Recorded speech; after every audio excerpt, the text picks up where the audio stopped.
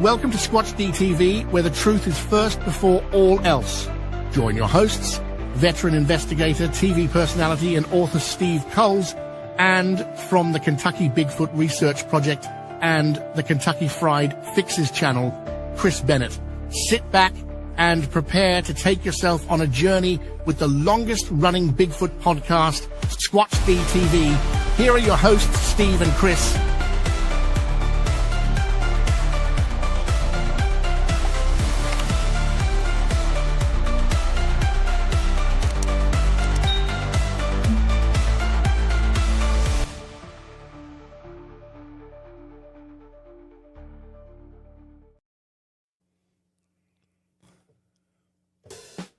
And here we are, back again at Squatch DTV. And Chris is looking about 2 years younger. Just for Sasquatch, baby.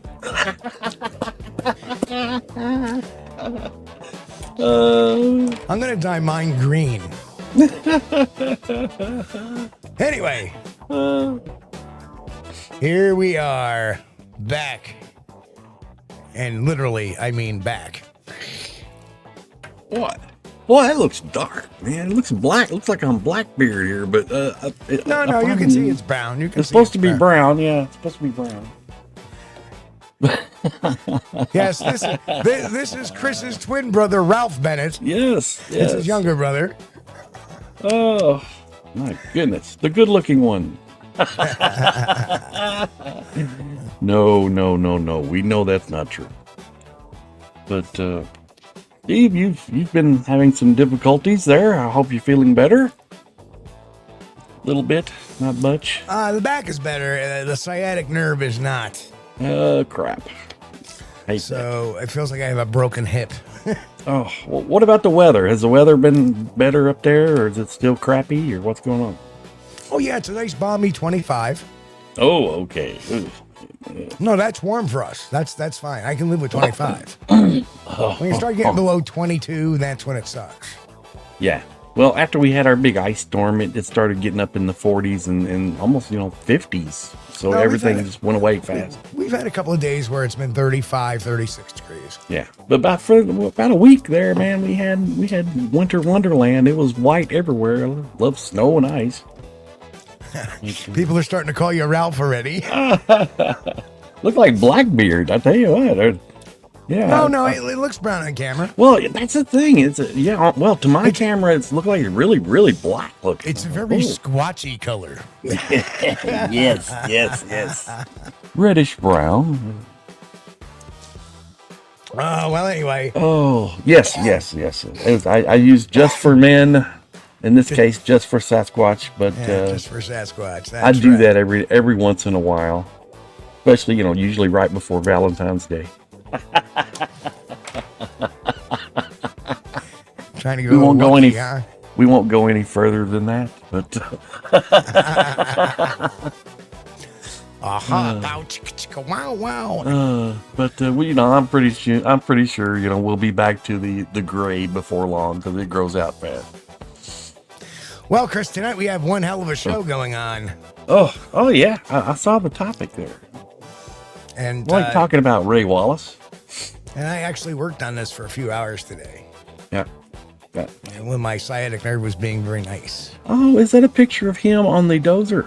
That is Ray Wallace. Or skidder, whatever he's on there. Yes. Yeah.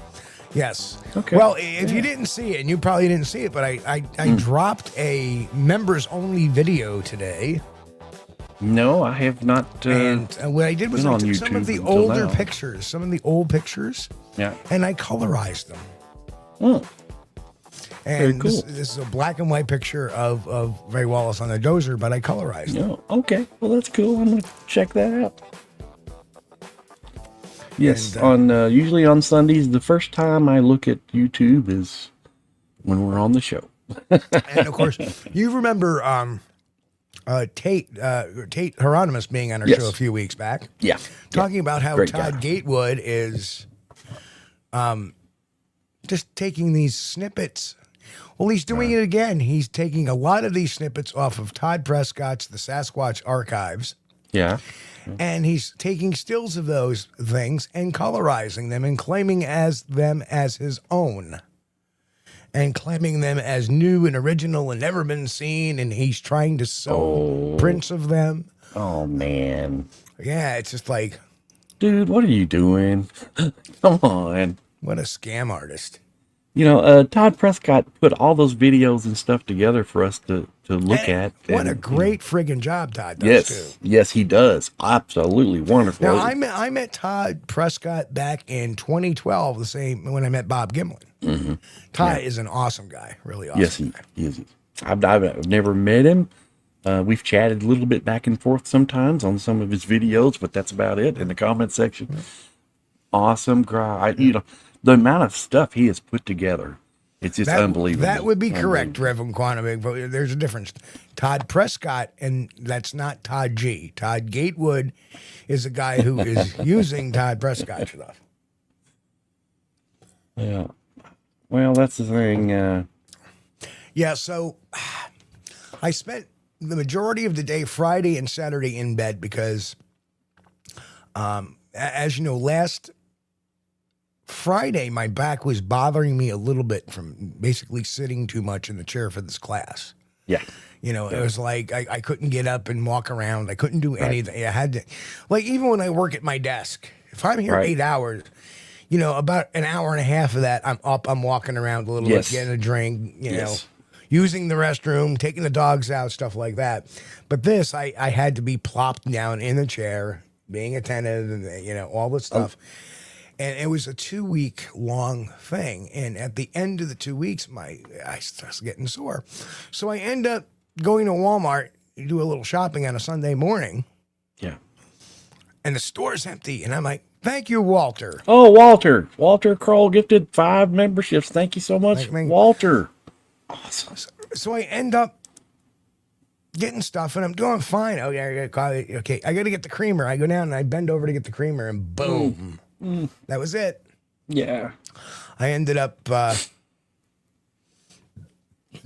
limp, you know, getting my shopping done, you know, just grinning and bearing it, trying to get my stuff into the house, which I did. And, yeah, that was it. Oh, the worst one for me, I got out of the shower and I was toweling off. Okay, just, you know, try not to visualize this too much, but as I was toweling off after I stepped out of the shower, I bent down.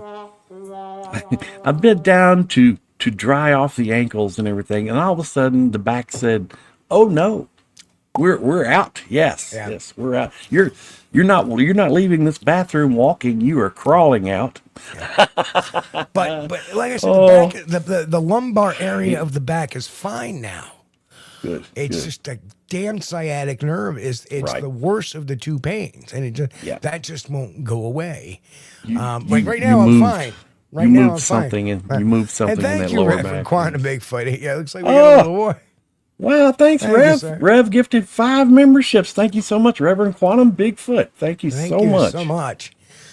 So, needless to say, that my worst time is in the morning when I get up. Yeah. Or if I sleep. Yeah. If I take a nap, you know, like I took a nap before the show tonight, and I got up like why did I take a nap? Right. Because I got the same, your body gets relaxed, the minute it wakes up, everything just goes. Right. So there I am limping around for a while. And, but you know what? This is not spinal. This is all, like, if I had to pinpoint the pain, it is not in the back. It's not even near the spine. Right now, the pain is coming from my sacral area where my gluteus maximus connects to my other connective tissue in the body. So that's but you're compressing a nerve somewhere. You've got something pushing on a nerve in that lower back, and that's causing the pain. It's the muscle. Guaranteed. It's the muscle. Oh no. Well, yeah, it's connected to the muscle, but I guarantee you have something in that back that is touching that nerve, and that's causing that shooting pain to go down your buttocks, from the buttocks to the tip of your toe, boy. Woo! Yep. And a lot of people don't realize, you know, when you have back issues, it's not like, well, my back hurts, I'll just sit down in the chair. No, you won't. You'll be laying flat on the ground. You'll have your legs sticking up in the air, whatever you can do to get some relief. Oh man. Like I don't feel any pain towards the center. It's all in my ass cheek and in my sacral area, and it runs down to my calf. Yep. Through my calf, just above the ankle is where it stops for me. Ugh. Dude, and it's doing a little bit right now, but it's not, nothing. I'll bet you I'll move be all right. something around. It's just going to take some time, but it'll go away. Is what it is. Doctor needs to do a lower X-ray of that lower back, see if you got any spikes on that backbone. Not to come on so quickly. And like I said, I had a reason because I was sitting in the chair for so long. It's not like I didn't have a reason. If if this just came on out of nowhere, I would be really concerned about it. But it is such a pain in the ass. Yeah. Anyway. Oh, man. Anyway. Okay. I would do the roll call tonight, but I want to. I appreciate y'all being here. Love you guys, but we have a lot of material to cover, and in case things start to get a little gnarly with me, we may have to bag out early. But I don't think it'll happen because I've been doing pretty good. Once I get my butt in the chair and comfortable a certain way, then I'm pretty good for a while. Yes, we'll find out about 45 minutes from now. Also we take a commercial break and come back, and you just see the microphone and the chair. Oh man, where's Steve? He's on the floor. Mother, filth and foul, filth and wow. I sound like the Tasmanian devil. Wow. Anyway, but anyway, got a real good topic tonight. I was kind of talking with Tate Hieronymus, and something led me into this. And I discovered something that a lot of people may not know, but let's do the preamble. I want to talk tonight about a question that has floating around the Bigfoot world now for the better part of a couple of decades. Did Ray Wallace actually fool us? If you're new to this, Ray Wallace was a logger in Northern California in 1958. Large tracks began appearing around a logging site near Bluff Creek. The tracks were reported by a bulldozer operator named Jerry Crew. They made a story. A story was posted in the local newspaper by Andrew Genzoli, who coined the term Bigfoot, and a legend was born. Years later, after Wallace had passed away, members of his family claimed he had carved large wooden feet and faked those tracks. Photographs surfaced of oversized wooden stompers. The media ran with it. Case closed, right? Not so fast. Let's break this down logically. First, what did Wallace actually claim? During his lifetime, he reportedly joked about making tracks. He enjoyed attention. He liked stirring the pot. But joking about something and proving you created every track in Bluff Creek are two very different things. Second, the 1958 Bluff Creek tracks were not a single event. They were part of a larger pattern of reports in that region before and after Wallace. Northern California had sightings before 1958, and tracks continued long after. So, are we saying one logger was responsible for all of that? Next, let me talk about anatomy. The wooden feet his family showed were flat and blocky. Many documented trackways from Bluff Creek and other areas show mid-tarsal flexibility, terminal ridge detail, and consistent stride length. Those are not easy things to fake convincingly, especially over long trackways and variable terrain. Not to mention, there was toe splay in some of those track finds too, which stompers cannot provide. So, now, did Wallace make some of the fake tracks? That's entirely possible. Loggers have pulled pranks for generations, but here is the real question.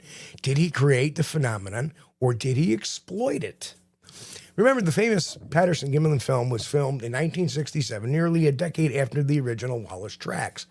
If Wallace was behind everything, then you have to explain the film, the footprint casts collected by researchers like Grover Clance, and later anatomical analysis by folks like Dr. Jeff Meldrum. All of those hoaxes tied to one man? This becomes statistically unlikely. Here's what I think happened. Wallace probably did fake some tracks. He probably enjoyed the notoriety. When reporters came around, he leaned into it. But the Bigfoot phenomenon did not begin and end with Ray Wallace. It was already in the culture. It was already in the forests. The bigger issue was the media loves a tidy ending. Wallace carved wooden feet, therefore Bigfoot solved. But real investigations are not that simple. One hoax does not invalidate every piece of evidence. As investigators, we have to separate the noise from the signal. Hoaxes happen. They always will. The question is whether the hoax explains all of the data or just a fraction of it. If Wallace fooled anyone, he fooled the press into thinking the entire mystery could be wrapped up in a single headline. The evidence demands a deeper look. So tonight, I want to ask you, are we dealing with a master hoaxer who created a legend or a prankster and stepped into a story that was already unfolding? Because those are two very different conclusions, and only one of them will stand up to scrutiny. So let's get into this. So before we start, I just want to do a quick commercial announcement that if you haven't signed up for the Squatch Detective Reports, a free newsletter comes out first of every month. We've already had our first issue out. You can just go to squatchdetective.com, find the little link there, and click on that and get yourself subscribed. Also, if you're interested in any of the 7 books I've written, you can find them on Amazon. Also, you can click the link through. You can either directly go to Amazon and Google and search for me, or you can go to squatchdetective.com and click the banner that looks like this. And just so you know, little local news, the police debuted their newest police dog as a suspect flees. What? Where is this at? That was actually where I used to live, in an area where I used to live, Middle Grove. A driver hit a deer, right? Oh, yeah. And the deer he was okay. He managed to stop. He only hit it like going 5 miles an hour. The deer fell over, was kind of stunned. Yeah. So the canine officer responded. He was the nearest one by, and he saw the poor deer was just kind of like staggering around. So he put his dog leash on it. Yeah. And tried to keep it out of the road and until he got his senses back. Got his senses back, and then he took the leash off, and off it went. But I figured that'd make a cute little police debut. Who's police dog? Yes, suspect flees. Oh my God, yeah. Oh well, that's good. Too many deer get hit every year. Well, he's a hefty little feller, isn't he? Yeah, I gotta say, up in New York State, you guys got a record number of deer on the side of the interstates up there. It's like every mile there's a deer that's been hit. Every mile, it's like unbelievable. Literally, I can pull in like just outside the city of Saratoga. They have the solar farm and the county ice rink, the city ice rink. Yeah. And as you drive around, there's like a little field down. You see deer in that field all the time. Yeah. And there's traffic moving, and they don't care. So anyway, were we fooled by Ray Wallace? So let me no. Let me predicate this. So there's a couple of characters in this. One of Ray Wallace's associates was Rant Mullins, and Rant was always showing his phony casts off, and looked very similar to the ones that Ray Wallace had. In fact, it is rumored that it was actually Rant Mullins who made the stompers that went to Ray Wallace. Right, and of course, we're all used to seeing the stompers, right? Right. Yeah. But if you read this article, what it says is Ray Wallace delighted in spinning Bigfoot tales to his grandchildren and to almost anyone who would listen. But when confronted by skeptics, he would vehemently deny being involved with any kind of a hoax. When Ray died in 2002 at age 84, his family cleaned out his basement and found a sack containing multiple pairs of hand-carved wooden feet. Not just the one pair. Yeah. Right? So, Chris, would I surprise you to say that this has been always the one we compare to all the other prints? Like, when we sit there and look and compare these, this is a graphic that's tossed out a lot. In fact, it's in one of my books as well. Right? But that's only this set of stompers. Yeah. Right. He actually had 4 set. Yeah. Yeah, I knew he had more than one set. I didn't know. Right. And they look nothing like the really bad ones. Mm-hmm. Oh, so those are pretty good. Yeah, the one on the left. Yeah. Yeah. Now you see, if I point, well, this is the first time I've seen a picture of them. Yeah, the one on the right mm-hmm. is the stompers that are always held up. All these are new. Right. Right. And really, for the first time, I never had seen this picture before. No. First time for me. Yeah. I knew he had more than one set, but I thought they were all carved the same as the ones on the right over there. They had like the double ball on the foot and stuff. And well, even the large one over there has a double ball, looks like. Yeah. The one on the left. Grass, I believe that was Blue Mountain, not Onion Mountain. Now, Henry said that the late Bill Miller put together a photo comparing Wallace's fake footprint to the actual cast. There's no comparison. Yes, that was this one right here. Right. Unfortunately, we have other sets that are not part of that. Yeah. And this is where it becomes a little interesting. Well, yeah, but there's still a fixed stomper, so Very true. Yeah. We're not going to get any toe splay or anything like that. Any variations. Correct. So today I'm going to show you a bunch of other tracks. We're getting there, Grass. Slow your butt down. Oh, I know where he's going with that. Yeah. You're talking about the Grasshopper to show the Blue Mountain. You're talking about the one with the line. Yeah, I got you. There's more. Because what I've done today was take some of these casts, or some of these stompers, and let's compare them to some of the ones of the time. So let's take a peek. So this is Jerry Crew. Of course, this is one of the pictures from my thing I did this morning, and I colorized that picture. And as you can see, that looks nothing like any of the stompers. If any, it may look like the middle one, but it lacks that bulge at the toe. Right. Yep. And you see, that is a mistake of the hoaxer.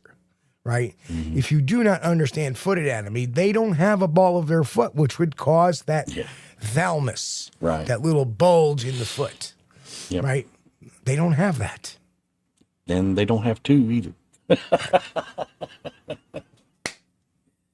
Oh, the double ball print. Yeah. Right. So, yeah.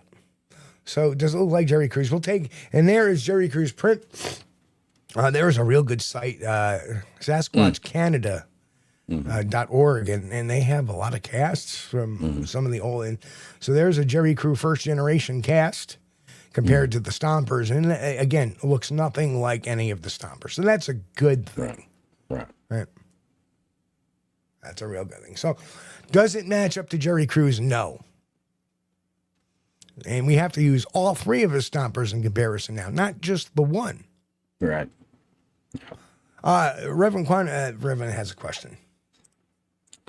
Who has the Wallace stompers now? Is it still in the family? Is it still family? I believe so.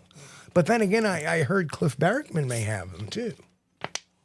So. Oh, that would be interesting.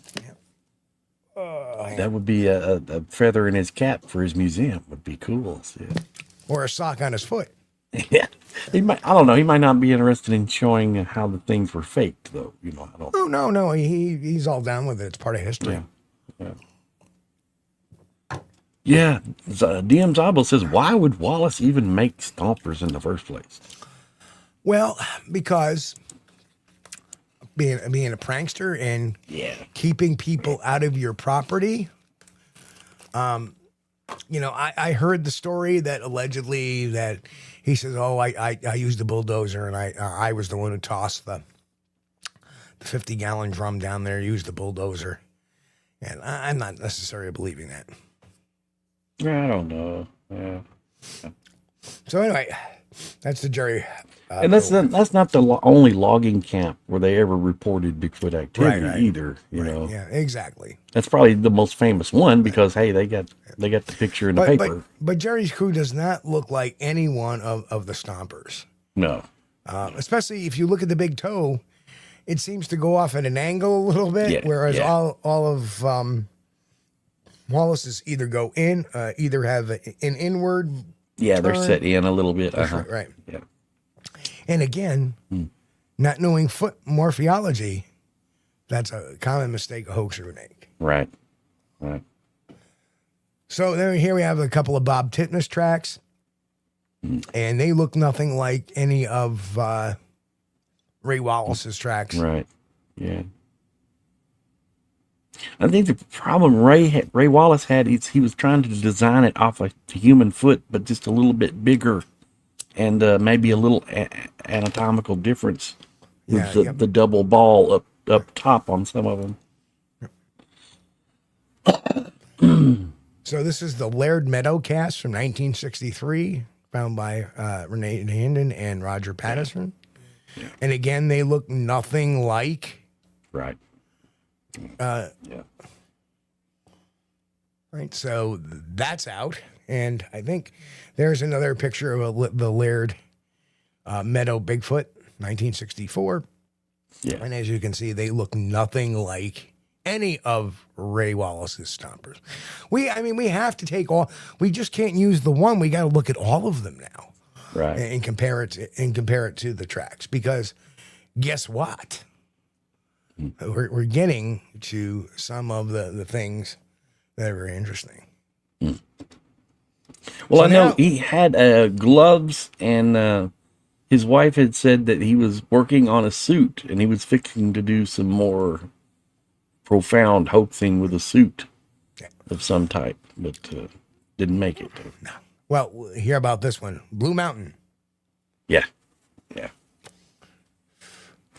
There we go. There you go, grasshopper. Now, John Green used to defend it. In fact, he talked about that he believed that Ray Wallace may have carved his stompers out of the Blue Mountain cast. But look at the straight line on those. Right. I mean, I would turn around. Those are hoaxed. Yeah. So was there a bit of confirmation bias on the part of John Green? Unfortunately, we're all human. We're all human. Well, I think there was a problem with they were raised up. The tracks were raised up, and it was because of what John Green said. Nobody could make those tracks like that, and the reason was they were raised up. And when Wallace had put those in that powdery substrate, evidently it had become a light rain, and it washed the powdery substrate down around it and left the track like elevated up above the ground on some of them. And so that was John Green's point. Because it was so compacted. Yeah, that was just a weather phenomenon that caused that, though. Right. But yeah, you look at that that's a straight line. And like Reverend Quantum says in chat over there, you rarely see a straight line in nature like that. Yeah. So let's look at another one. How about this? There's another one. Yeah, I mean, you could tell those are Wallace stomper tracks. There is no doubt about it. Well, they look good. You're like, oh, look at that. Look, perfectly, pressed out. Beautiful. Right. But there's no life there. There's no motion there. Yeah, and grass. And when the hell was it? Was 2007? Early 2007, when I had John Green on the show, almost 19 years ago, I kind of asked him about this. Mm-hmm. And it was his contention. Oh, well, I think, Ray Wallace, made those tracks and or made the stompers in the fashion of these particular tracks. But I look at those tracks, I see the squared toes. Oh, no, they're not real. Those are stompers. Yeah. There's no motion in those. Right. Exactly. So here is yet another one. So these are also found on Blue Mountain. And look what we have over here. A different set of stompers that Ray Wallace has. Uh-huh. And doesn't that look exactly the same? Well, just look a little wider. I don't know. It may be the... Well, it's a wide... If you look at the original photo, this is a little bit of a wider and much shorter, stubbier foot. Yeah. But look at the top, the top left and the top right. If they don't look like mirror images almost. Yeah. Except for it's a different foot. It's actually the it's clear to me that what they are. Foot, yeah. Yeah, those clearly Wallace, because there's two different stompers. Right. Yeah. Blue Mountain. Yeah, he must have been up in that area quite often, tracking around, playing his little joke. Well, he's a logger, and they did a lot of stuff around Bluff Creek and Blue Mountain. And Blue Mountain is in Washington State. Bluff Creek, of course, is in California. Well, yeah, that's the thing. I think that the guys that were in the logging camps were the one that notices this stuff. So here we go, Henry. This one, Bob Titmus cast, 1958. That looks very similar, as well. Yeah. Oh, I'm seeing the double ball up there in the. Yeah, I see that.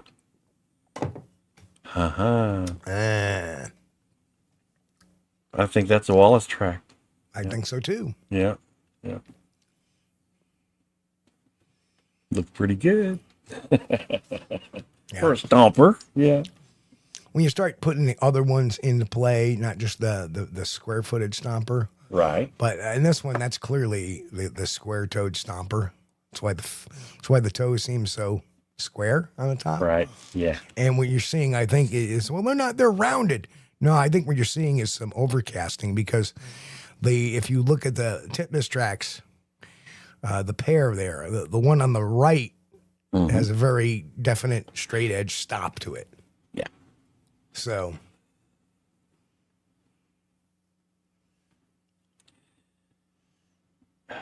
I don't know why he got lazy with his toes, making them square like that.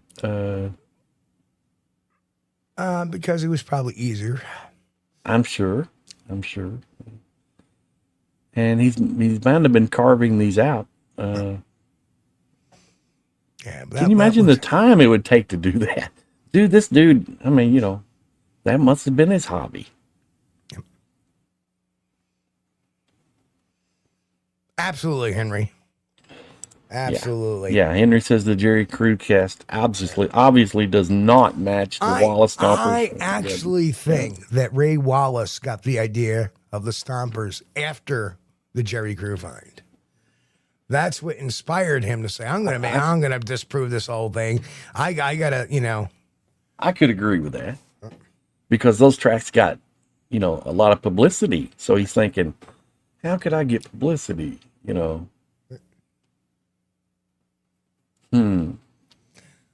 Patterson-Gimlin. Oh, they don't match. What a surprise. Yeah. There is no double ball on the feet. No. There's none of that. Yeah.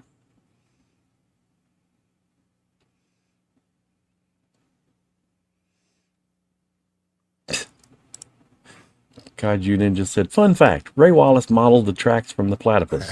Yes, he did. Oh, man. So Wallace had some different ideas of what these creatures' feet may look like, So and they were a little bit wrong. So the way I'm looking at this, Jerry Crew, nope, not a match. No. These Titmus tracks, not a match. No. The Laird Meadow, not a match. No. Blue Mountain, a match. Match, yeah. This Bob Titmus one, a match. Patterson-Gimlin film site, not a match. Nope. All right. And we're using all, and the interesting thing is we're not just looking at Hey, Jeff.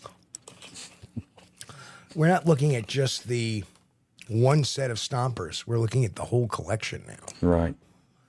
See, I'd known there was more than one pair, but I'd only seen that one pair that's got the line down where it's got a crack or something in one of them, and I've not seen the other ones.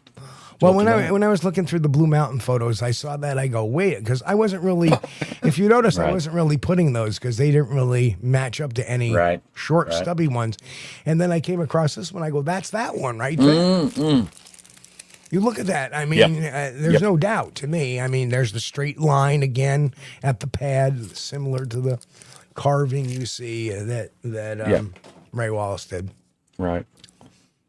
Well, that's interesting. And unfortunately, that kind of debunks what John Green had said, saying that, well, he saw the Blue Mountain, and that's what he modeled it after. Well, he modeled them after two different ones, not just one. No. Modeled it after the Blue Mountain that had the crack down in the lower section of the foot. Right. Okay. Reverend Quantum, I'm going to go over a couple of things I found interesting earlier. I said earlier. The Reverend Quantum Bigfoot says, if we were fooled by Wallace, then every footprint afterwards are fake as well. Not true. not true. If we were fooled. Well, I mean, I think he's trying to say that Wallace couldn't have done all of them, you know. Right. But he. Let's see. Ray Wallace, Grasshopper said, Ray Wallace was just one of the track casting. Without him, things have gone on in other ways. Yeah. Okay. And Reverend Quantum Bigfoot said, honestly, I never believed the stompers that Wallace's kids found were the ones used for the crew prints. No, I think you're right. Yeah, I don't believe they were used for the. I mean, that is very clear with this picture here. Yeah, because on the very left, you're looking at a first generation Jerry crew cast. Yeah. And I think Revan made that comment before you showed these, so he was still on the money. And look at the length of the toes. Right? Yeah. If you look at that and you look at Roger Patterson's, right? Look at the toe length. A little bit longer than any of the Wallace stompers. Yeah, and Wallace's were kind of like squared, like he was a little lazy. Yeah, the ones in the middle, the one in the middle on the right there, that seems like that's better. It's better, but it still has the ball of the foot. Right. Yeah. And that is only indicative if you have a ball in your foot. Yep. Which Sasquatch do not. And again, that is a very common mistake because to me, Ray Wallace looked at a Bigfoot track thinking it was just like human, except bigger. Yeah. And as we know, it's not. And Kaiju Ninja said, after the Patterson casts were made, did Ray Wallace use his tracks or tried to make his look like Patty's? I don't know. I don't think he changed it too much. Of course, I don't know when he made what set of stompers either. You know, right? We don't know. But he had a little. I don't understand anatomy the question. Flaw where is the leaf litter? These are not. There's no tracks in wild, and these are all generation 1 and 2 tracks. So, and the stompers, why aren't the stompers dirty? Why aren't they caked with mud? I mean, well, there's some discoloration in them. Let's take a look at the original picture. Yeah, I'm sure he probably washed them off afterwards. Yeah. I mean, if you look at the stompers, they look like they've been used because of the strappings on them are not clean. Yeah.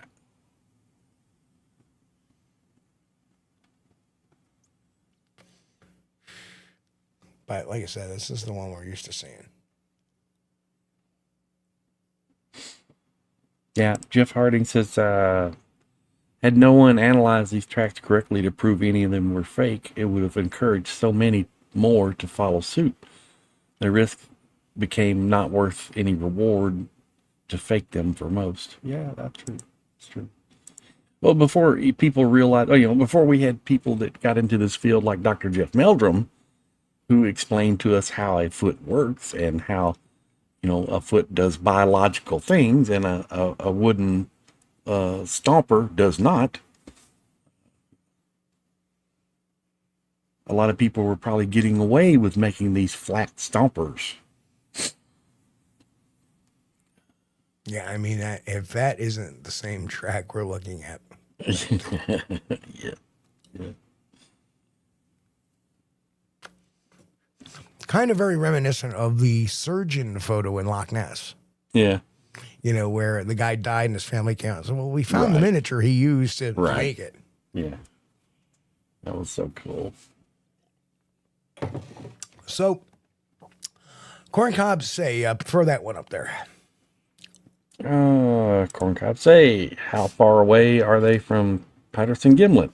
Okay, so the Blue Mountain tracks were found in Washington State. Of course, Bluff Creek is in Northern California. So they were a state away because between Blue Mountain and Washington and the Bluff Creek tracks, you have the state of Oregon. But let's pull this one up. Here's some Bluff Creek tracks that do not pass the sniff test either, that clearly look like Wallace's stompers again at work. Just a little less detailed. And that can happen. You can make think about artifact. Like if you step in something that's not the most greatest imprint of soil. Right.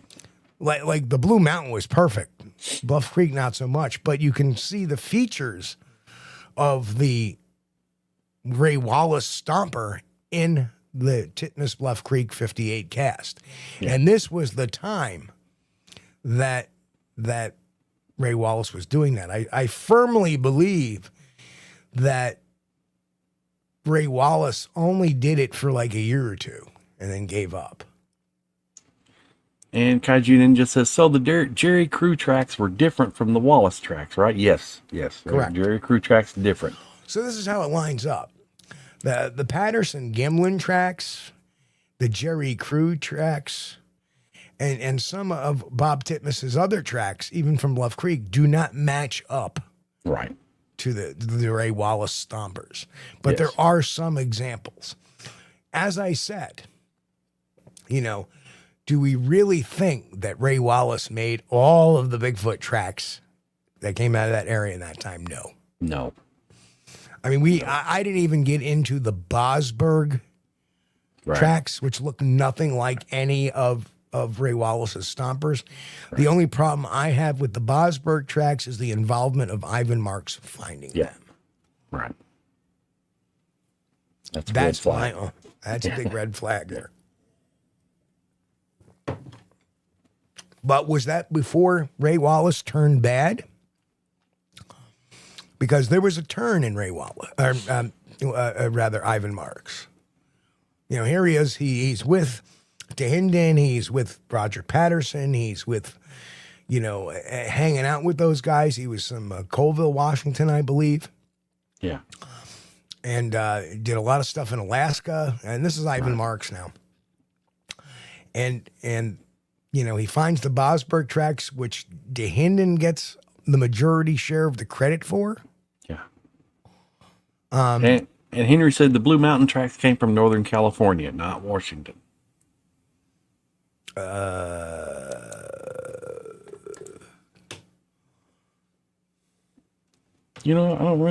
don't know. I never really thought about it, Henry. All I knew about those is the Blue Mountain and Pacific Northwest. It's too far away from Kentucky for me to concentrate on, but we want to get the facts straight.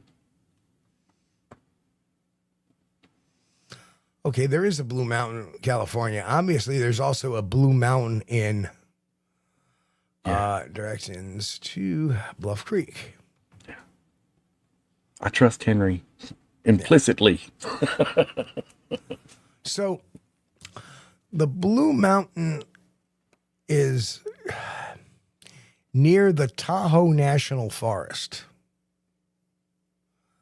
It is 401 on the border. 401 miles away from Bluff Creek. Okay. It is very close to the border with Nevada. Oh.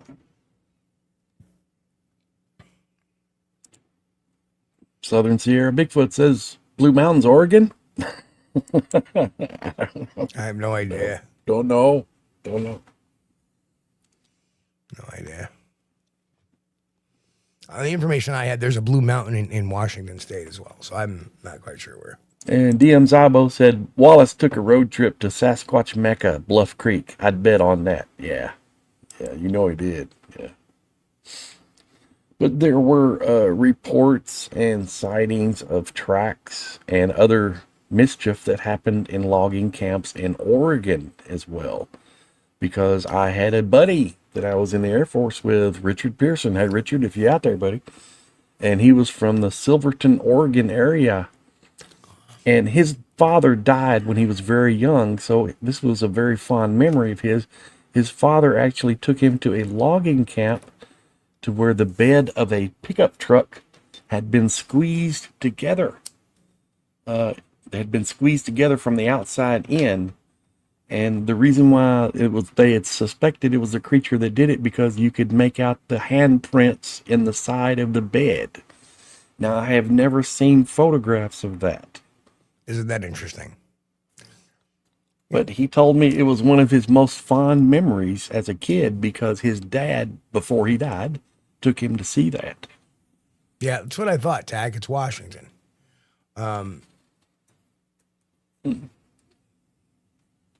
There's several people saying it's Washington. Because Paul Freeman's stomping grounds was Blue Mountains in southeast Washington. So.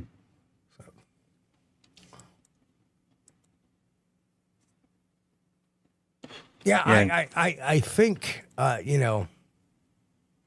I think that's the issue. Yeah, right. Yes. That's the issue there. You know, let's think about this. The mid-tarsal break wasn't really a concept until it was brought up by Grover Krantz, and that was the early 70s. So it was Grover Krantz who brought up the mid-tarsal break. So I don't think even Dr. John Napier brought that up. But I could be wrong. Thank you, Henry. Yeah, Paul Freeman did a lot of work up in there. Yeah, definitely not Patterson. I mean, you look at it, there's no similarity whatsoever. No, yeah. Completely different, yeah. Plus, you know, the Patterson-Gimlin film site, those tracks showed movement. You could see, yeah. It wasn't just a flat stomper. Well, I think there's some depth to these somehow, a little bit. Mm-hmm. But, yeah. He's carved and rounded the toes and stuff. Yeah. But you know, other there's no movement. It's just one flat plump. And it looks like they were shellacked over with a shellac. That one is kind of shiny, and the center one there, it's kind of shiny. Yep. Yeah, It's very possible he could have waxed them because, you know, if not, when you got them wet, especially if you're using snow or hanging around creek bottoms, you would cause the wooden track to get wet, and that could cause cracking. Henry brings up a very interesting point. Somewhere between the death of Ray Wallace, the news agency started to get their stories mixed up between Wallace and Patterson. Yeah, I In think fact, so too. They had made a comment that they actually called Wallace Patterson. Patterson made the film in 1967 and who died in 2002, and upon his deathbed admitted it was a completely false story. Yeah. Completely false. There wasn't even a Ray Wallace didn't even admit to it. They didn't even, they didn't do the research. I mean, that reporter should be fired, F-I-R-E-D, fired for being a nitwit. Yeah.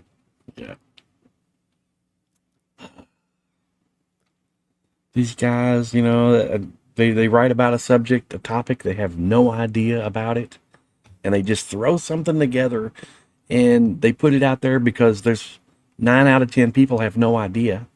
You know. No, actually, Rev, it was an ABC reporter. Reason why I know is because I wrote him for a retraction.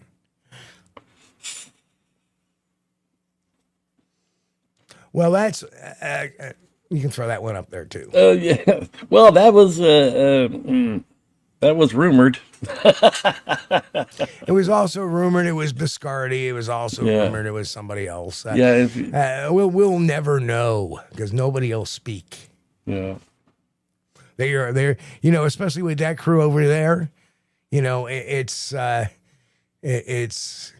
It's kind of funny that Omerta. I mean, think about what Omerta is. It's the mafia code of silence. Omerta, right? And right after you hear the word Omerta, you hear this. Don't get me a Snapple. Anyway, well, the thing of Ivan Marx's videos, that he showed the creatures, they were usually in some sort of a very black bear-like color suit. And the individual with the creature head looked like a cone head from, remember the old cone heads from Saturday Night Live? Just a pointy head. That's it. No sagittal crest, just a pointy head. And they were kind of long and lean, not very muscular whatsoever. And Jen made a comment, the news not doing its due diligence? You don't say. Well, mind you, remember Wallace died over 20 years ago, and this story came out, I want to say about 2003, 2004. Yeah, it was early. Yeah. That they had confused these stories. Yep. And they mixed Patterson up with Wallace, and Patterson died in 2002, and on his deathbed admitted that he faked the whole thing, and then they found the footprints in the shed and all this other stuff. And Patterson died the early 70s. I think that's Patterson right. died in 72. 72, yeah. I was thinking 72, 73, somewhere around in there. Again, DM Zabo, we have no idea. I mean, it's been rumored, but there's no evidence of that. Yeah. And it could have been a hired hand. It could have been, and it's funny. I actually met Ivan Marx's grandson, guy by the name of Lee Hicks, and he would always say, "Mom, my grandfather was full of shit,"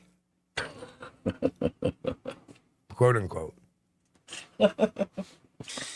Well, he did make one movie, and it's called The Legend of Bigfoot. And when he went to Alaska... Made a couple of movies, actually. Yeah, but I'm talking about in this specific one, when he went to Alaska in his little Volkswagen, he was showing car headlights off in the distance, and he was saying, "Ooh, this is mystery. What is that?" Remember we did that on Really Bad Bigfoot Movie Night? Yeah. Yep. Showing the car headlights off in the distance, and he said, "We don't know what these are." Oh, I know what it is. It's a Volkswagen Beetle headlight. Hey, you know what we should do for Really Bad Bigfoot Movie Night is show Anatomy of a Bigfoot Hoax, the Thomas Hardy one. Oh, no. And all his lies. Oh, he's gonna, we'd get a copyright strike on that. We would. Yes. We get 8. We might get one just for talking about it. Yeah. Don't get me Yeah, he would love that. But that was kind of course, he was trying to make a film that would have some mystery, I guess. It never really was that good, even back in the day. It's like, oh well, okay, that's car headlights, dude. Come on.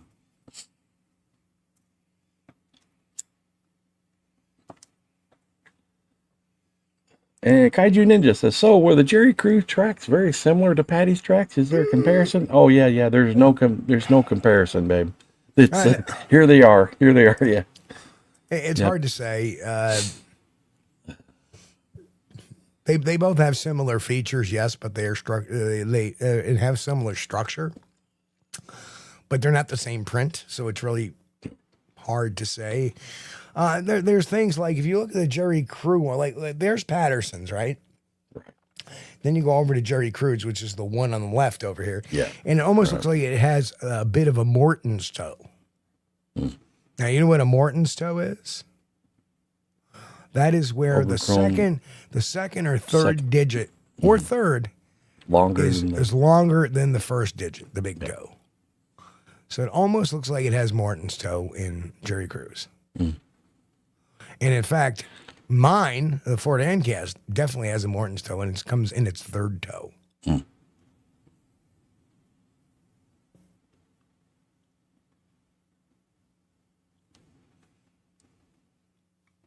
So yeah, definitely. Grasshopper says Patty tracks look like a foot. Patty tracks look like a foot.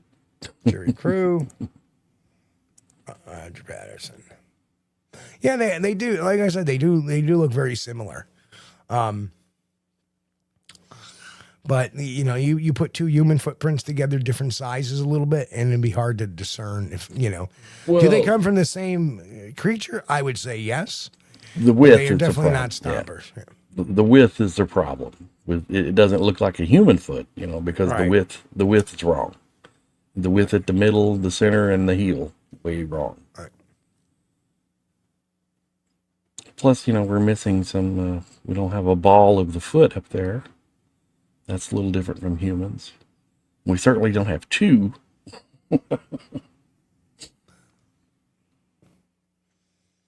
So wow.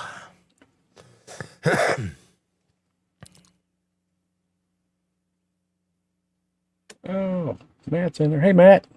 How you doing, Matt? We got Mr. Mike Kentucky and Bigfoot. Tack is here, and Yeah, saw Mike earlier. Grant popped in too. There's Tack. Hey, Mike. So yeah, very very interesting stuff. But Grant. I don't. So we have some tracks that obviously like the Blue Mountain tracks.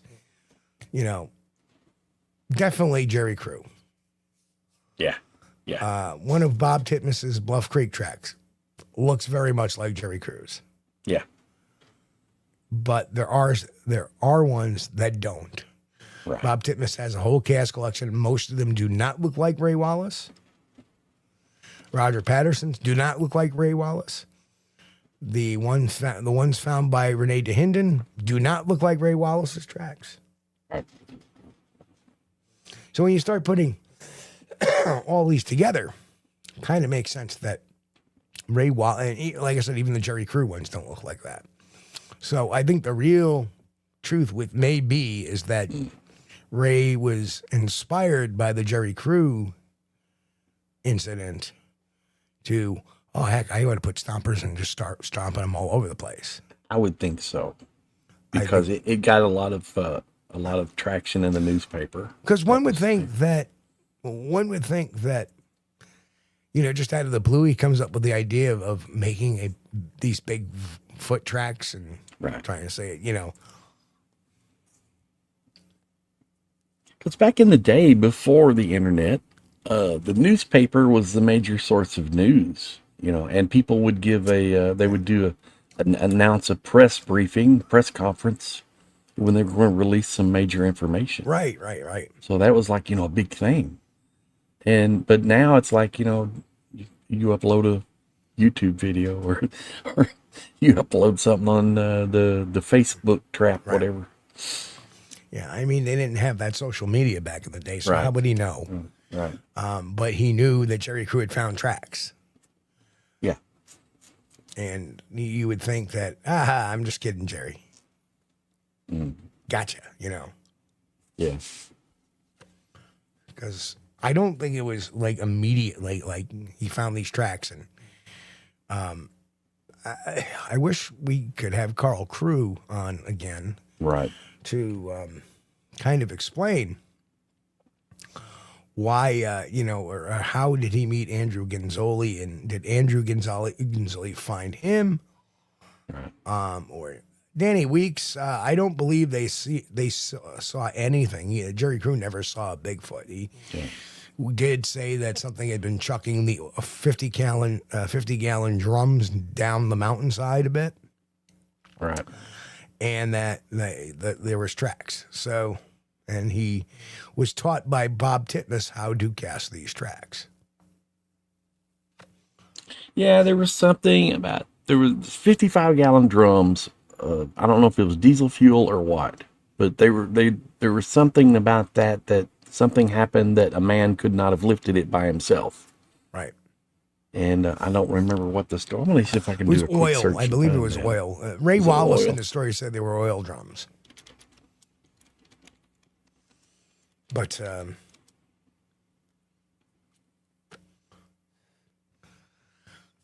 Ray Pickens, I wonder if that was Ray Wallace, just using his pseudonym. Now we're going to have to look at No. that. It says it was, come on, look at that. I'm trying to scan through it. room goes quiet and all of a sudden you hear.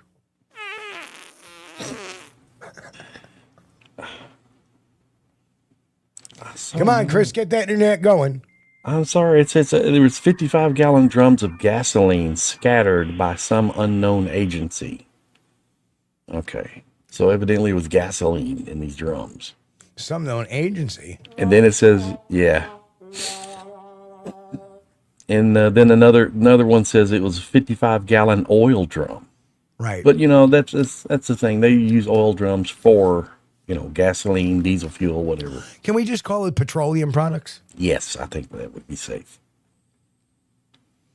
Okay. Scientists have been told by down-to-earth construction crews of heavy 55-gallon oil drums full of diesel fuel being carried away from the campsite and flung into ravines. Nearby were the awesome tracks of Bigfoot. A 250-pound tire from an earth mover was partly carried and partly rolled for a quarter of a mile and then tossed into a ditch. Again, Bigfoot's tracks were there. There was a report of big galvanized steel culverts disappearing from its site and later being found where no machine could possibly have taken it. So that's interesting.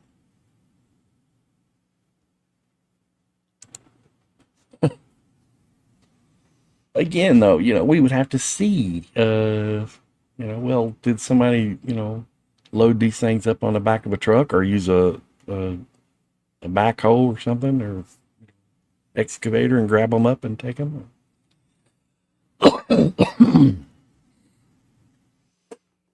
Remain skeptical. But I'm not skeptical of the track. I don't think Ray Wallace made those tracks. If he did, there's a set of stompers out there we haven't seen yet.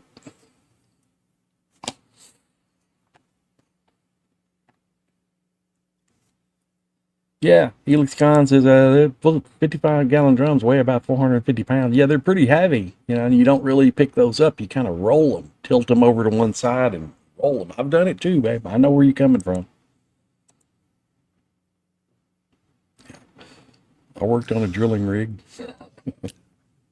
So, yeah, Ray Pickens was a bricklayer from Arden, Washington, faked tracks because he resented the Bigfoot hunters who disparaged him as a hick. Well, So, like, that's not offensive. I'm proud of being a hick myself.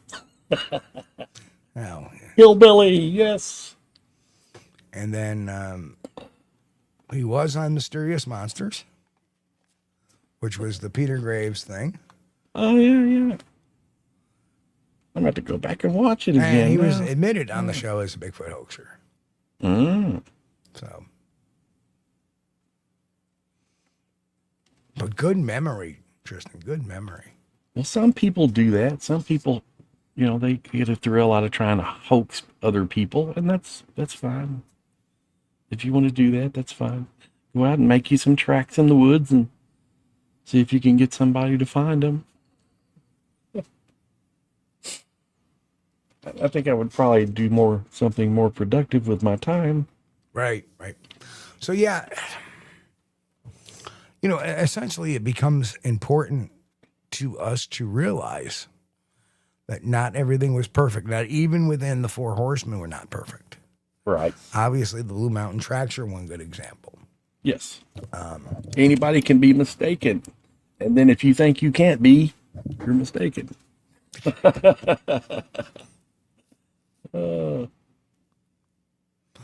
Reverend Quantum Bigfoot, I have no clue. Yeah. There's no information given on that, Rev. I don't know. Yeah. But I wasn't there. I mean, I'm old. I'm old, and Chris is too, but we weren't there. The stories talk about that these 55-gallon oil drums were carried away. Okay, well, and flung into ravines. Okay, that's all we know. There's no photos or anything that I'm aware of. But yeah, if they were carried away, that's a big trick. Yeah, I don't think your average person. I'm not going to be putting one underneath my arm and walking away with it. I'll tell you that. Let me see if I can't. up a picture for all of us. Yeah, that would be the thing. If they'd left an impression on the drum, that would be good. You know, supposedly, according to Richard, that one left an impression of his handprints in the bed of that pickup truck in Oregon. So, never saw that. Pull up Tristan's question real quick. Let's see. How about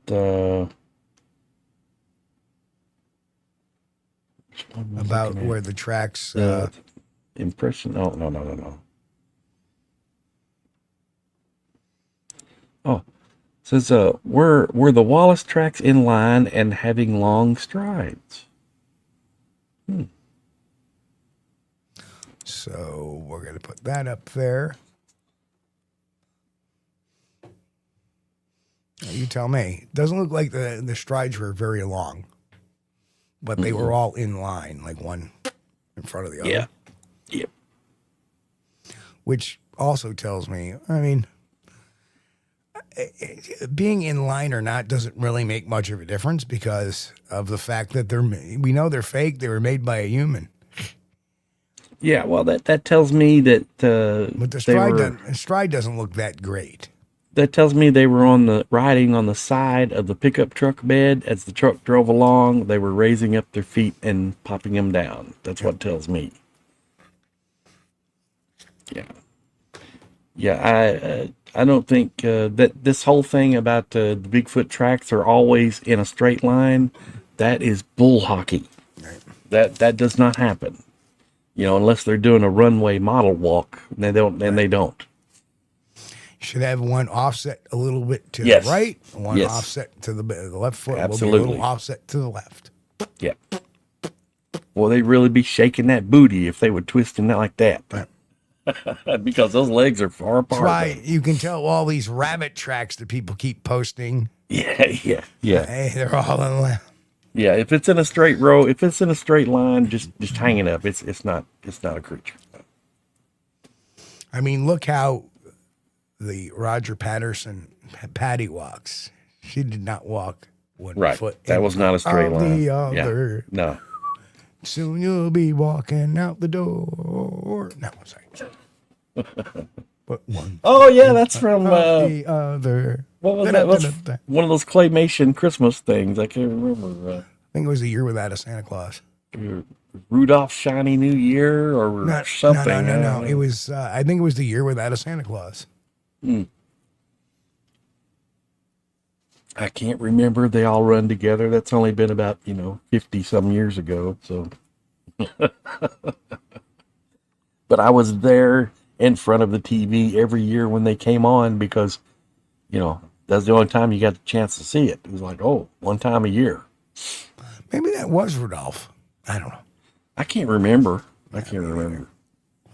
But yeah, those are definitely... Santa Claus is coming to town. Rudolph, the red-nosed reindeer. Rudolph, Year Without a Santa Claus. Yeah, Rudolph's where else? I mean, what else? There was a bunch of them. But they were all stop-motion, claymation things.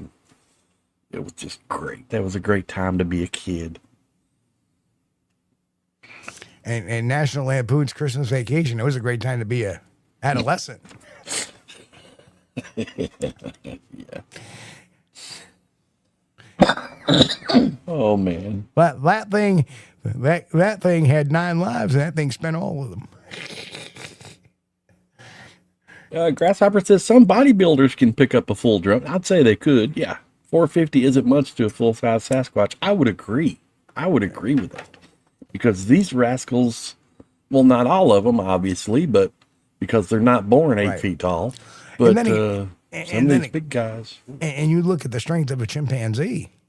Yeah, right. Or a gorilla. Yeah. The chimpanzee has about 3 times the strength of a man, and the gorilla has, 6 times, 8 times the strength? I think it's 8. Yeah, it's all because of their muscle density. Right. But yeah, those look like they're in line, just one straight line of footprints, which... Yeah, maybe the females walk in a straight line because they're trying to track the males with that twist. That shake. Here it is. Yes. Here comes the female Sasquatch.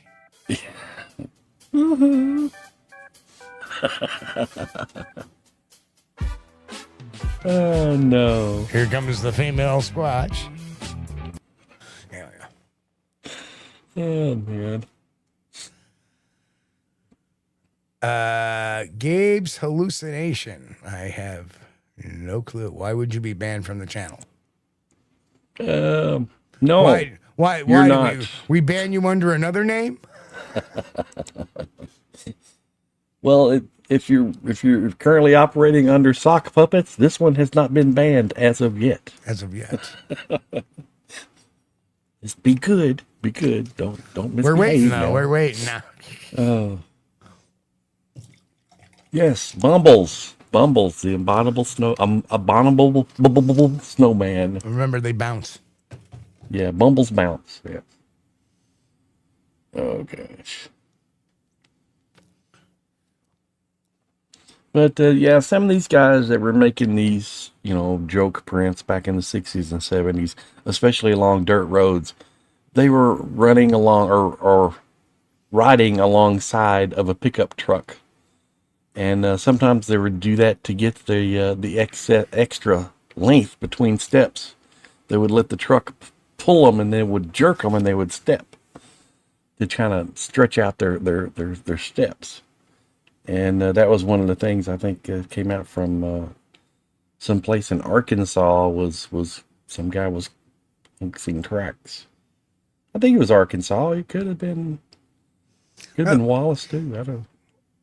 Brian McMahon just asked, "Hey guys, how's the back, Kulls? Back is fine. The sciatic nerve sucks."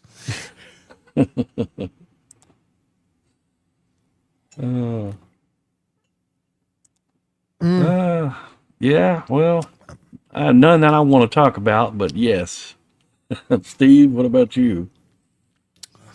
Give me 1 second. Okay. Hang on. I'm going to be right back. I don't know why I'm not just doing that.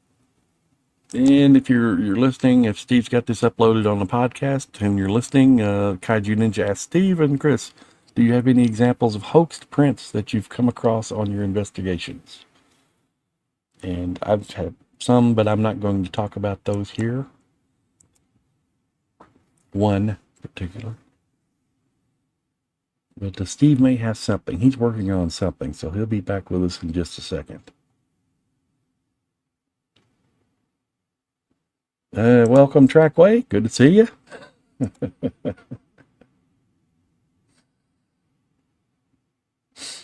Yes, Reverend Quantum Bigfoot says Steve is gone to make some on the fly. I'm not sure that's... I think he's probably looking for something. We'll trust his judgment. We'll see what he comes up with when he gets back. Who's that? Hey, Yo. See you, Gabe. All right.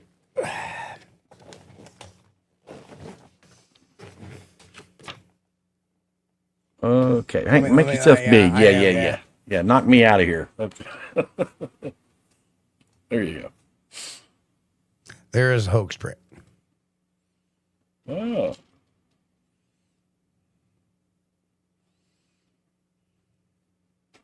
Uh-huh. It was made with a handprint and the fingers made up there. Mm-hmm.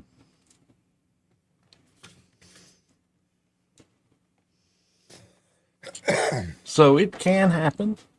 Yes. It's possible happen. But see, the thing is, it's so funny because the skeptics, they say these tracks are all hoax. They're all a hoax, every one of them. And they need every track ever made in the United States and elsewhere to be a hoax, 100%. Or a misinterpretation. To be right, yes. Now, they're not, they don't say they're all a hoax. They say Or some are misidentified, hoaxes yes. and some are, and the rest are misidentified. Yes. But all we need is one.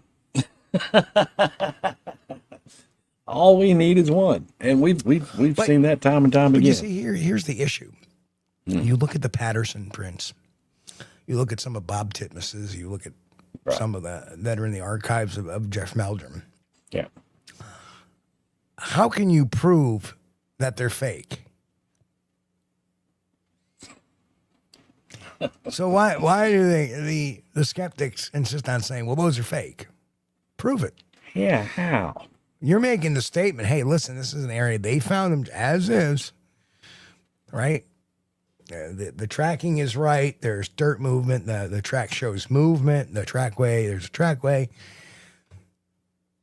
Where's your proof that it's a fake? Just by saying it's a fake or it's a misinterpretation doesn't make it so. You gotta justify what you're saying. With the Patterson-Gimlin, they're going to say, well, those tracks are fake because that's Bob Hieronymus in a suit. Well, here's the interesting thing. What I love is that, the people that do not, Patterson and Gimlin, they hoaxed that film, yada, yada, yada. Well, if you're going to hoax the film, why would you bother hoaxing prints too? Yeah. Do the film, call it a day, right? Yeah. I don't know. We usually find hoaxers are two-dimensional when it comes to things. Example, not knowing foot anatomy, not putting a mid-tarsal break in a stomper, right?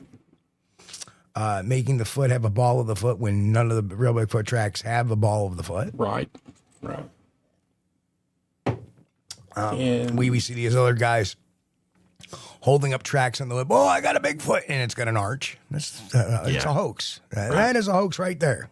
Yeah. You got a foot this big, and it's got an arch. That is a hoax. Not even a misidentification. Yeah. Silence says, by the same token, how can they say all sightings are either lies or misidentifications? These folks really aren't interested in truth. They just want to dismiss all possibility. And I think I agree with that 100% because they're not skeptics, they're scofftics. They just want to know. It's a, rather than being open to, interpreting the evidence, they dismiss the evidence. And usually it's before they've even checked it out. Well, let me add to that a bit. I don't think it's necessarily that they're interested in the truth. It's that people by nature are argumentative. Yeah. And could be turd buckets. As simple as that. Right. In their psychology, they need to feel important. Yeah. And their way of feeling important is that's fake. Well, why? Yeah. They don't have an answer. It's like when I show people the Muppet from You Know Who. Mm-hmm. Yeah. Is that a real Bigfoot? Nobody will say it's a real Bigfoot. They'll go off time. No, answer my question. You think this guy is so honest and 100% above board? Is that a real Bigfoot? This velvet face thing is a looks like Jim Henson production to me. Yes, it does. Right? It does. Same material, I would argue, on some of the stuff. I got Sally laughing when I use the term turd bucket.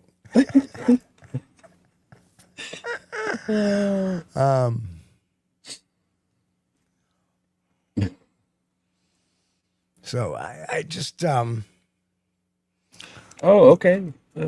Gabe says it's not Hieronymus, but it is someone else, in my opinion, of course. Okay. Who? What are we talking about? I think that's related to the Patterson-Gimlin film. Yeah, pretty sure. But I would like to see the evidence. I would like to hear a theory. I'm all for discussion. If you can't have a discussion, you can't have anything. We got to have a discussion, and I'm willing to discuss about anything. Well, you always know. Like years ago, I was appeared on a show called The X Zone, and it was a pretty big It was like Canada's version of Coast to Coast. Mm. And I was supposed to get on a call with Cal Korff, who was, of course, credited in Greg Long's book, the whatever it's called, The Making of Sasquatch or whatever.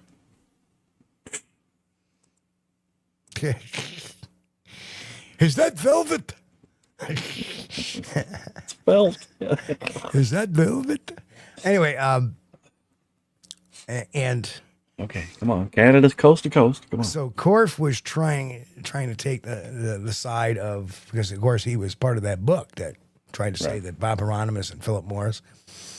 And when it came down to brass tacks, he made an excuse why he couldn't be there live. So he talked for an hour and got off.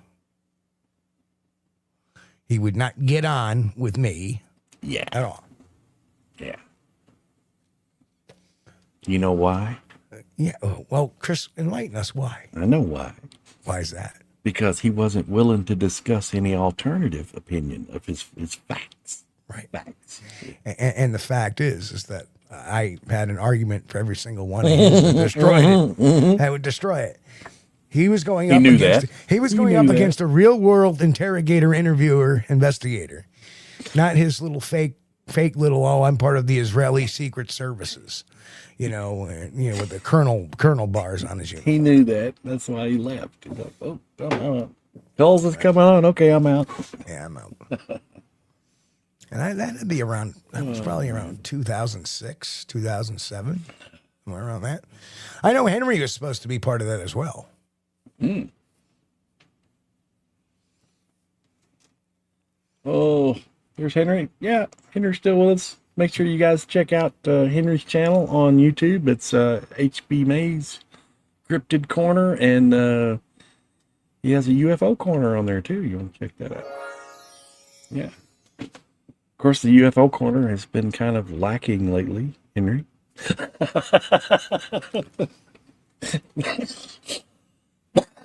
But he's always got some good stuff on there. And it's not just Bigfoot. You know, he does like Loch Ness and other things, you know, anything that's cryptic.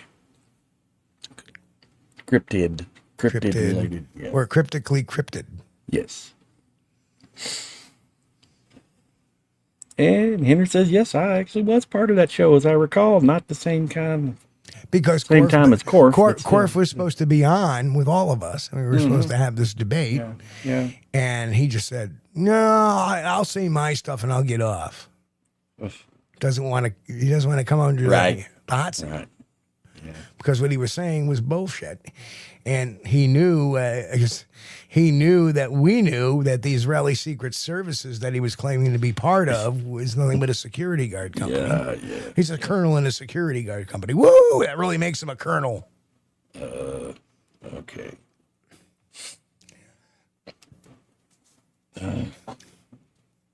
So many years ago, I was a district manager for a security company. And we had this one guy that was a site supervisor. And somebody gave him colonel bars, you know, the Eagles. Mm-hmm. Yeah. And he would always answer the phone, Colonel so-and-so, Colonel so-and-so, Colonel so-and-so. Okay. And I was trying to help the other district manager that was part of his zone. And the guy would not follow any of instructions because I'm a colonel. Oh, okay. Yeah. So we were going to go up. I said, you know what? Let's go up in uniform. Mm-hmm. So I go in the quartermaster's closet and I pull out general stars for both of us.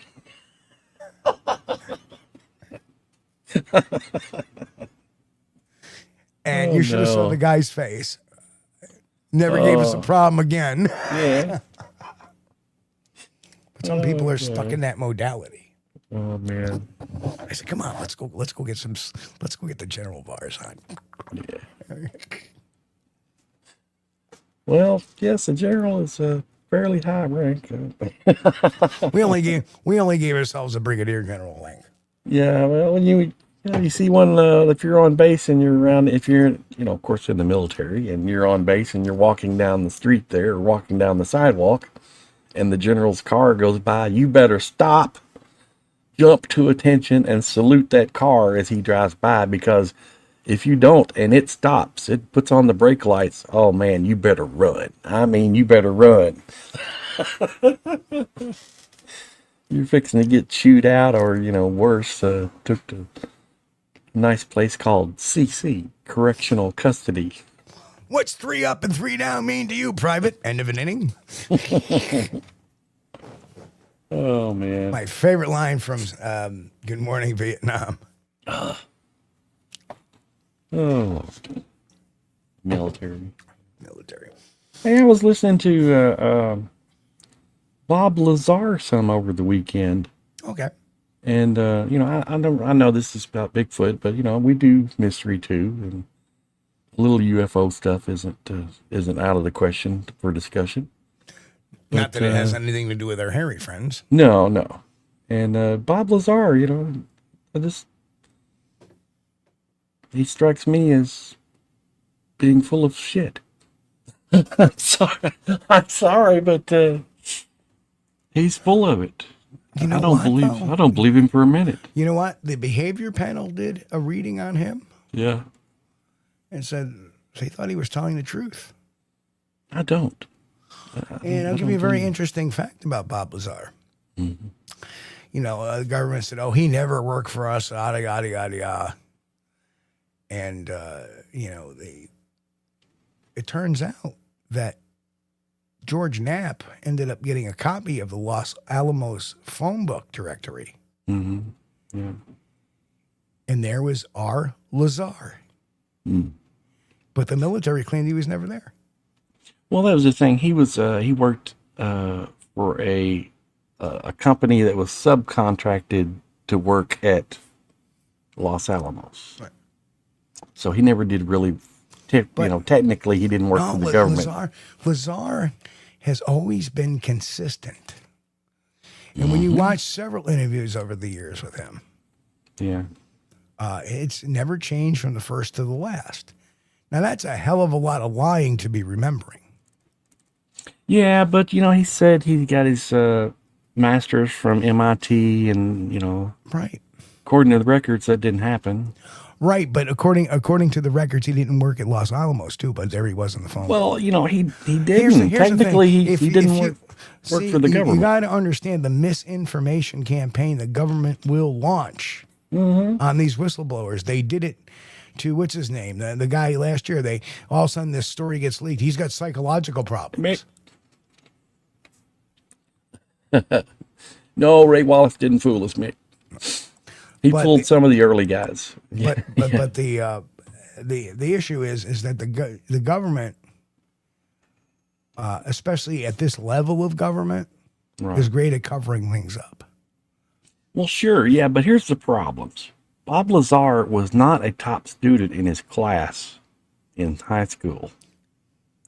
And there is some record of him attending a local junior college in California. But other than that, not much. Now, did he do some cool things?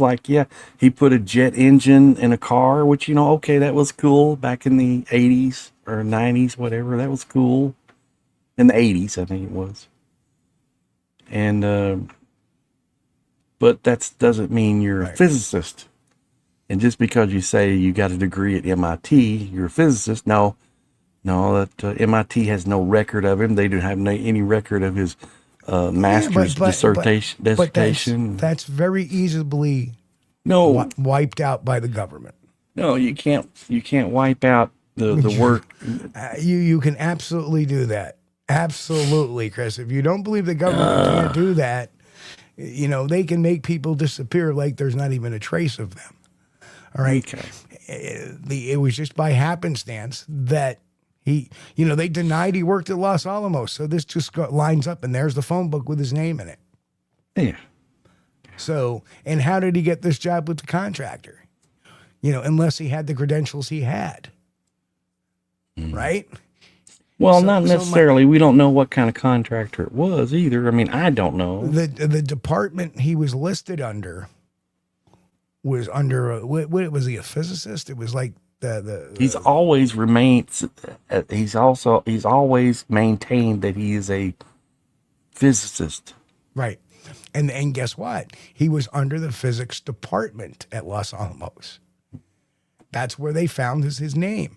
So how does a person get in there without those credentials? They don't. So just think about it. That whole finding of the phone book is tantamount to saying, well, he was there, and that means that his qualifications to be there must have been true. But what happened to those? They're very good at making things disappear. And all they need to do is some brass call up somebody they know at MIT and say, we need to get rid of his records. Well, that's the thing, though. You know, if you ask him, if we could have him on the show, I could ask him, what did you do their master's thesis on? You know, so we can look it up in the directory. You want me to try to get him on the show? If he would, yeah. Well, he's friends with me on Facebook. Because I don't believe him. I just don't. There's too much stuff going on that he says that's not exactly the way things are in reality. Such as? Well, such as him going to MIT and Caltech. But we already said if he didn't go to those places, how did he end up in Los Alamos in the physics? Well, I mean, you know, you can get a job at some places. I met a guy that, you know, worked at NASA down in Huntsville, and he was just an average Joe, but he volunteered, and he got to work at the yeah, but you know better than I. You just don't volunteer at Los Alamos. Yeah. And you have to go through security clearances. Well, there's also contractors that do jobs for these government agencies that are no part of that agency. Like, you know, you're going to have a guy that's the janitorial service that don't work for NASA. Okay. Yeah, and but they the would same list thing him- as they would Los list him- Alamos. They would list him as in the maintenance department, but they did not. They listed Lazar as part of the physics department. Well, I don't know that. I'm going to have to look a little further. But what I did, you know. But what I would do is I would look at an interview he did 10 years ago. No. Reaching. No, I'm trying to tell you that I don't believe the guy, and because there's no records from him being at MIT, and there's no records of him being at Caltech, and there's no records of what's his name, David Grush, of being part of the program. There's no records of, because they disappeared them. They disappeared them pretty good. So I'm gonna have to get out my tinfoil hat here and believe that the government has wiped his records in order to make him look bad. When in high school, he was like a lower half of his class, or lower third of his class. And excuse me, this is not a big brain guy. I mean, sure, I know he has worked. He has worked with jet engines and stuff, but you don't got to be a genius to do that. You just got to know how to work on a jet engine. And so because he's full with hydrogen and putting a hydrogen system on a car, you don't have to be a genius to do that. All you got to know is you hook two wires to the positive and a negative battery cables and stick them in water, and you get bubbles. Okay, that's no. I don't believe him.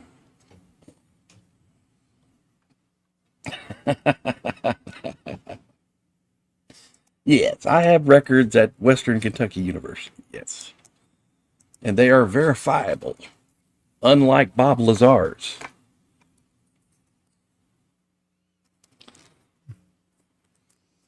Interesting. You know, and again, I don't really care about Bob Lazar. It just came up, you know, I was watching Saturday. He doesn't bring up any real thing of interest or anything that's biteable. The Lou Elizondo stuff was fascinating. Yeah. And the David Grush stuff was fascinating. Of course, David Flavor. That was the one guys that was the one that was talking about the crafts being something displaced in time, right? Yeah. So they're moving at a normal pace, but to us it looks like, you know, super wow, fast, that was fast. And we look like we're moving super slow. Right. Yeah. Well, that would seem interesting. Yeah. That's an interesting discussion to have. And like I say, I don't know enough about Bob Lazar really to It's not like I really followed his stuff. I just know that Knapp had. Reverend Quabbin Bigfoot says, has Lazar seen Bigfoot or Chupacabra? I hope not. No, but he did do a comparison. He said that discussing information of the stuff that happened at Area 51 was similar to saying you had a Bigfoot sighting. He did say that. It was something on that line, too. But he did bring it up.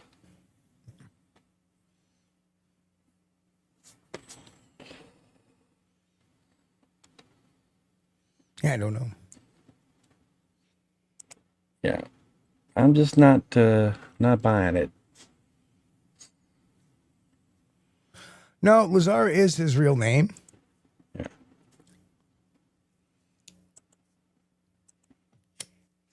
But I think what we got here is a guy that he wasn't really good in school, which is a problem if you're going to be admitted into MIT.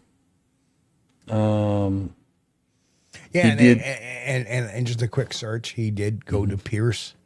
Yes, Junior college. That was it. Pierce. But that was it. They left that record there, or if they actually scrubbed records, but there's no. And that's the other big thing. Wouldn't you have a student from MIT or a student from somebody said, "Yeah, I know him. I remember him there. I remember the class," or a professor going, "Yeah, I remember him." You know, and so, nobody, right? There are no school book photos or whatever.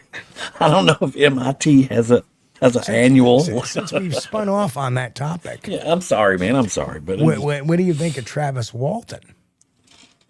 Well, something happened to that young man. I believe something happened to that young man. Now, I don't know if it was otherworldly or not, but something definitely happened to him. Did you happen to see the movie Fire in the Sky? Years ago, yes. I did watch it. Yeah. And his friends were like all under pressure that they had murdered him. Yes. And they were going that route, right?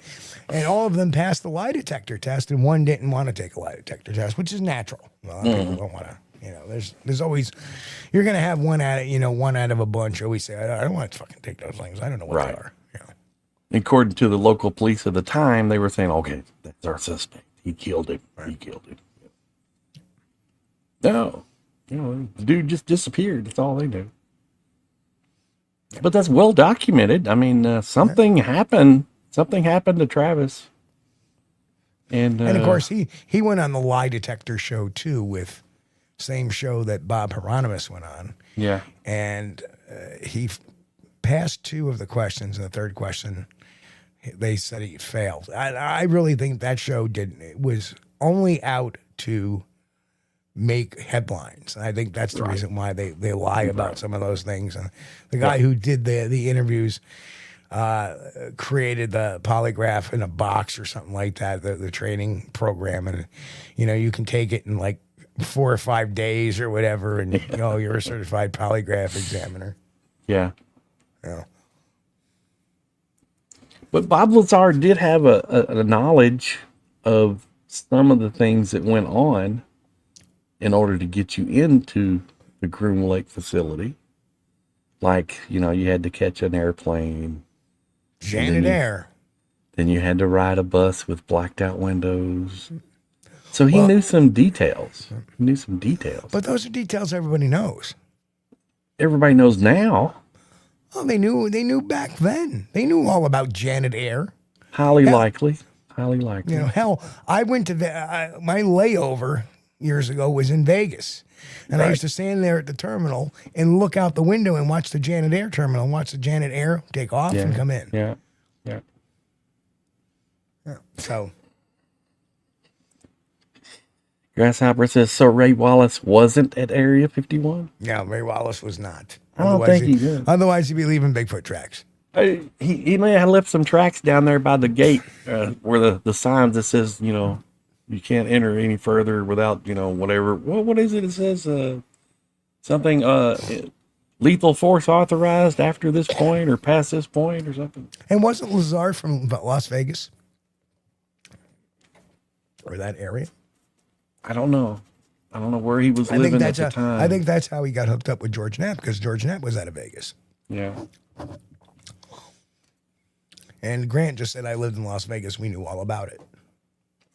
Ah, okay. Yeah. So, I don't know. Yeah, it just strikes me as a storyteller. Janet Air has their own terminal. Yeah.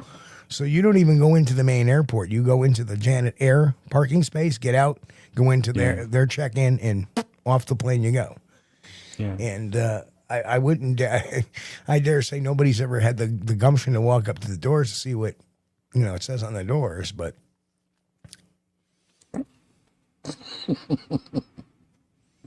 I would. Well.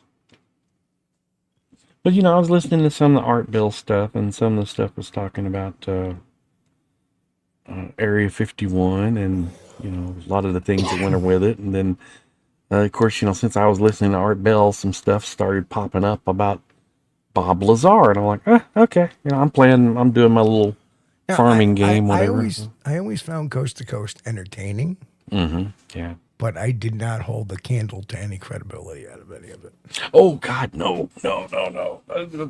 Coast to Coast was one of my favorite channels or radio stations to listen to when I was driving a truck, because it was either that, and you'd start listening to a local channel, but, as you get 100 miles away, the local channel fades away.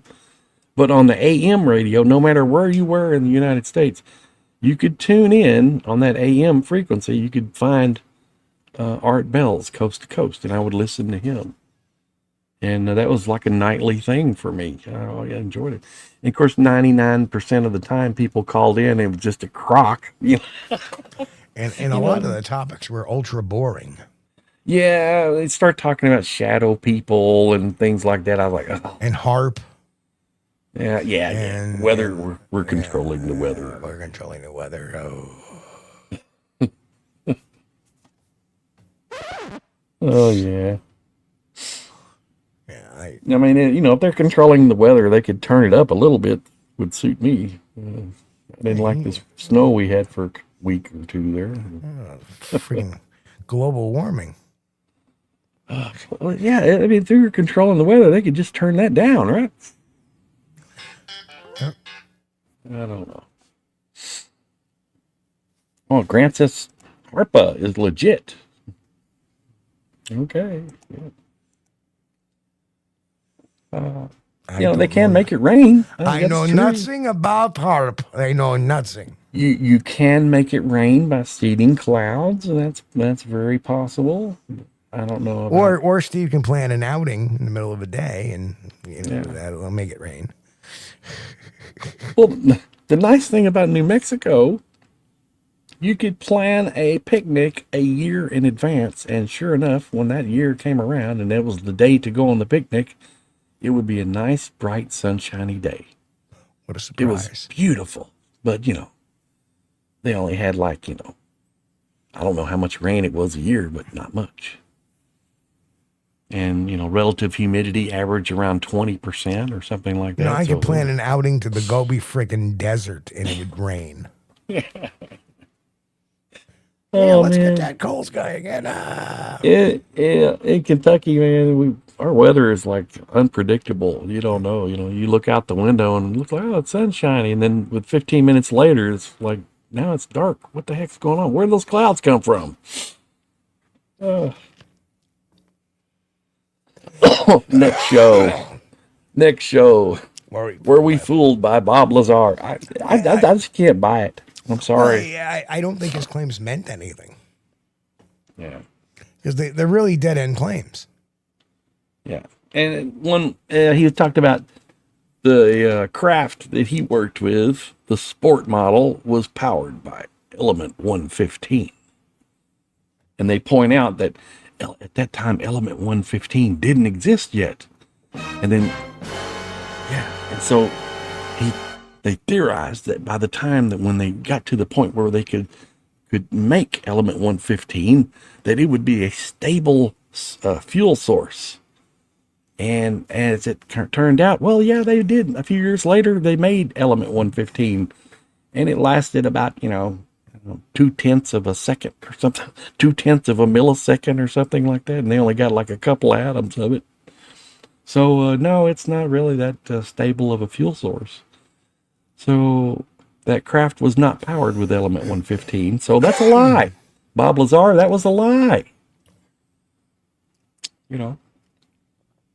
But the comeback to that would be, yes, but we're using our own technology. Their technology somehow was able to harness that and use that. So there, yeah. Yes. So I mean, maybe it was a different element. Everything is a dead-end argument. Maybe it was a different element instead of 115. You know, maybe it was 128. You know, or something. But you know, you can theorize. That's nothing surprising. People give him credit. Well, he was right because they did invent element 115. Well, it's just another number on the atomic scale. I mean, you could say, well, you know, one day they're going to invent element 124, and sure enough, it'll pop up eventually. So I had a relative that was trying to create a soft drink, and he mixed 2 flavors into it, and called it 2-Up. And he 2-Up, and he drank a sip of it, and it wasn't good. So he added another element into it, and he called it 3-Up. Okay. That didn't work. Then he decided to add 2 more and call it 5-Up. Yes. That wasn't quite the mark. Right. So he added 1 more to make it 6-Up, and he tried it. It wasn't good. And then he quit. Little did he know how close he came. He just needed 1 more, man. Whatever. Oh, dude. Hey, I used to, Diet 7-Up was good back in the 80s. I used to drink Diet 7-Up. It was good. You know, we had to do that weigh-in thing once a year where we had to maintain our weight according to our height. And always like a week or 2 before, I would start drinking Diet 7-Ups because I knew I was overweight. You know, just... those were back in the days while I weighed like 174. Man, I wish I could go back in time. You know, I knew some kid in high school that would drink diet soda trying to lose weight, but he would eat the entire salad bar. You know. Oh yeah. You know, well, I'm drinking diet soda. That should make me lose weight. You idiot! That doesn't make you lose weight. Reverend, I don't believe this claim, Rev. Reverend Quabbin of Bigfoot says Bob Lazar invented biodiesel. That's element 115. I don't think he invented biodiesel either. But he would probably accept credit for it. Oh man. But you know, that's the thing, you know, element 115 was supposed to be this really stable fuel that allows for an anti-gravity device to be fueled and work. And element 115 is not stable, has a very extreme half-life, and that's just don't work. That element's about as stable as my ex-wife. Yeah. Now, you know, if he had been smart, now I'm not saying that Bob Lazar is dumb. No, absolutely not. He's not dumb. He's a good storyteller. But if he had been smarter, he would have said, well, we're not sure exactly what it was powered by. It's some sort of element that we haven't discovered yet. But no, he nailed himself down at element 115. Big mistake. You know, so after element 115 is discovered, he could have said, well, that's not the one. Maybe it was element 116. But in order to build his story up to give himself the appearance of more credibility, he named element 115, and that was a nail in his coffin. For me, for my opinion.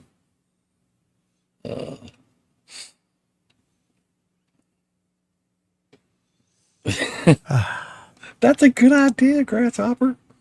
Should make a soda called Element 115. That's a good idea. You should do that. Load it full of caffeine. Element 115. Yeah. Double dose of caffeine. Like Jolt Cola. I remember we had one called Jolt. And then there was another one now this was back in the 70s before the age of energy drinks. We had one called Kickapoo Joy Juice. Dude, that stuff was like, pure caffeine. It was like, oh my God, you take one of those and you're up for 3 days. And that was before, that was probably one of the earliest energy drinks, I think. Kickapoo Joy Juice. Kickapoo. 7 Element 115 up. Got everybody thinking about creating drinks. But yeah, I would love to have a discussion with Bob Lazar if we could get him on, but I don't think he's interested in Bigfoot. Well, you never know. Oh, it's that time already, man. Yeah, we're getting pretty close. It went by so fast because we had a lot of fun tonight. It's been a while Sure since did. we've been on the show, but thank you everybody for joining us. We appreciate you guys. And I made Thank you it through. so much. Yes, Steve is still living. Of course, he may be wincing in pain, Once but I he's get out still of this here. chair, I'll be like, Yeah. oh. Thank you guys for joining us. We appreciate having you. We always say, and we always mean it, you guys are the best audience we could ever hope to have. Thank you so much. We appreciate each and every one of you. This is only possible because of you. And if you're new to the channel, if you're listening tonight for the first time, make sure you hit the subscribe button. Smash the thumbs up if you hadn't already, because all that stuff, you think it probably doesn't mean anything, but it means a lot. It means a lot. It really helps us out and helps us, beat that algorithm. So thanks again, guys. We really appreciate you, and we'll see you next time. Hey, we love you guys. We have the greatest audience in the world, as always. And thanks to each and every one of you for being here, hanging in with us. And thanks for being here on our comeback. What a week it's been. But anyway, we'll be back here Wednesday night, 9 p.m. Eastern. And with a whole new episode. I don't know if we'll have... I don't know. We'll see what happens. I always come up with the screwball idea. Thanks again, to Walter Kroll and Reverend Quantum Bigfoot for the memberships. And folks, we will see you all here Wednesday night, 9 p.m. Eastern. Remember, sign up. Sign up. The Squatch Detective Report. That's coming up soon. So anyway, if you haven't, it's free. It doesn't cost you nothing. Just comes in your email. So anyway, love you guys. We'll see you all here Wednesday night, 9 p.m. Eastern. Right here on Squatch DTV. Until then, keep safe. Be healthy. And of course, God bless and keep on squatching. We'll see you here Wednesday. We thank you for being here with us on Squatch DTV. If you haven't taken the time yet, please hit that like button and subscribe to the channel. And oh yes, hit that notification bell too. We don't want you to miss anything. If you really like our content, you should consider becoming a member. And it's really inexpensive and a great way to support not only the show, but honest Bigfoot research. Everyone have a great week. Be safe and God bless. We will see you all here next time on Squatch DTV. Keep on squatching.